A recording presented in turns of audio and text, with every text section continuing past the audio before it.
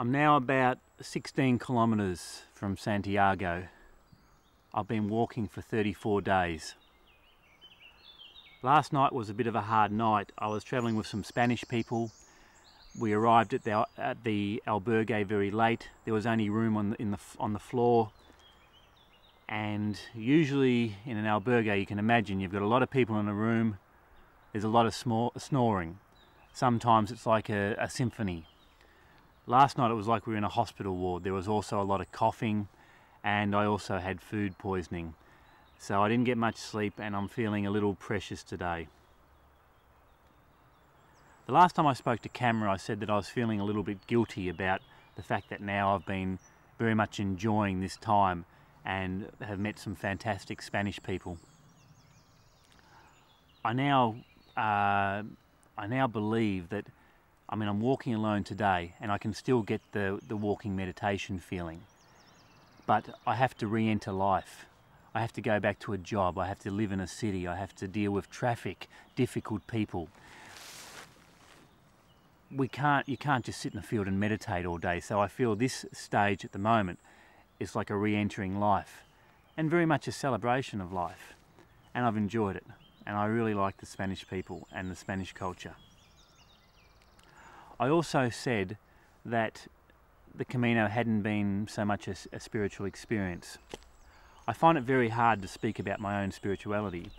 The fact that I have conversation with God, the fact that for this whole trip I felt very much protected. And I think it gets back to simplicity, the simplicity of walking the road, the simplicity of getting to know yourself, of appreciating nature, and appreciating that someone created that nature. It's very simple. It's very simple. For me, it's very simple.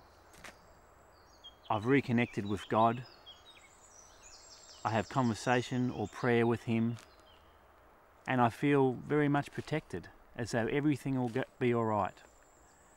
And I've met a Spanish guy and I've sort of told him about my experiences.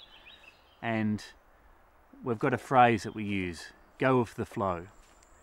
And it's like, I think I'm a bit of a perfectionist in my work, and it's probably the reason I'm still single.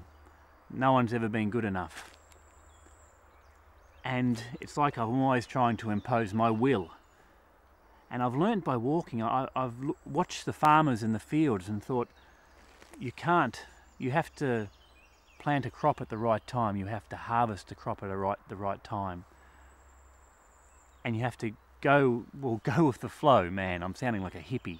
But I'm really starting to realise that all the little worries we have, a lot of them we create ourselves by just not accepting, hey, it doesn't matter. It doesn't matter. But I'm nearly there. And I am looking forward to it.